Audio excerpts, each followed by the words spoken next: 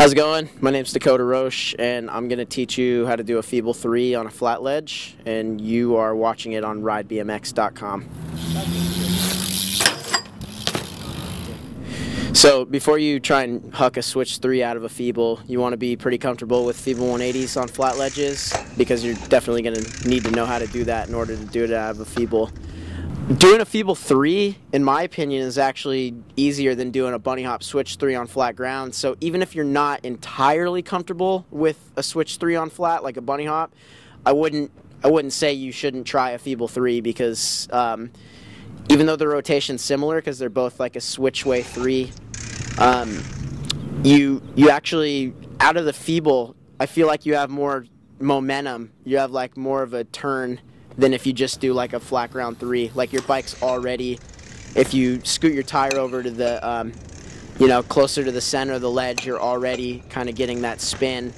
And if the ledge is slick, then usually that'll help you like get like a nice turn out, and that's kind of what you need to start to get a good rotation on the Feeble 3. Another way to kind of help build your way up to doing the Feeble 3 is on your Feeble 180s, maybe try and get like a nice little pop out of it instead of just maybe like scheming off the end, like a little like yank to get the 180 out. Like maybe try and get like a nice popped 180, and that'll get you comfortable with having your bike kind of leveled out a little bit to get the rest of the rotation for a Feeble 3.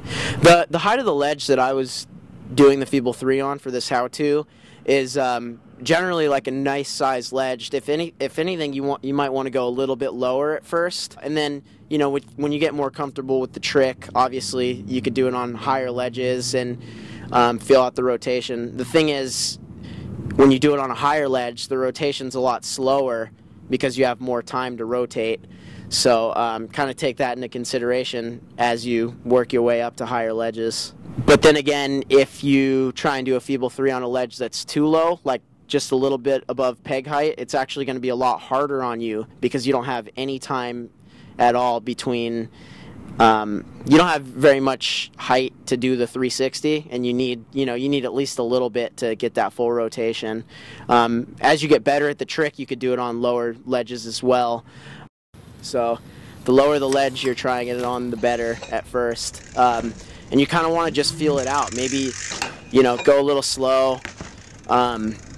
Maybe over-rotate a Feeble 180 just a little bit. Not enough to slam you to the ground, but enough to like kind of feel out your rotation. And, once you feel like you can get like a pretty good yank out of a Feeble, then I guess, you could start slowly, fully committing to the Feeble 3. And what I like to do is when I get closer to the end of the ledge before I do the 3, I like my front tire to be over to the inside of the ledge a little bit more than the outside, because then you're already getting your momentum to turn the direction you're going to do the 3. And that just helps with the spin quite a bit, actually.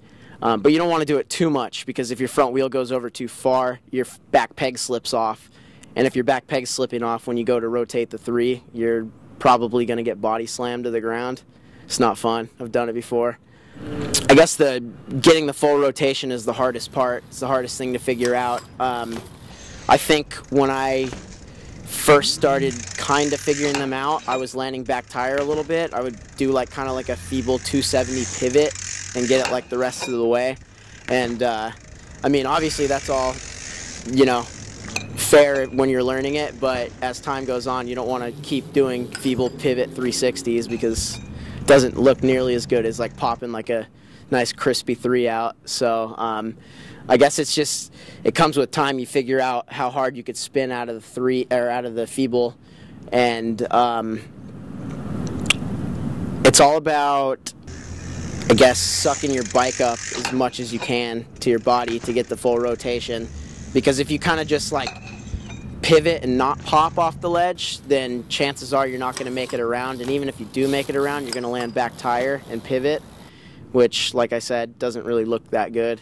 So it's all about getting the bike kind of like up and close to you so you can make the full rotation, come around clean, roll out smooth, look like a G, the whole 9.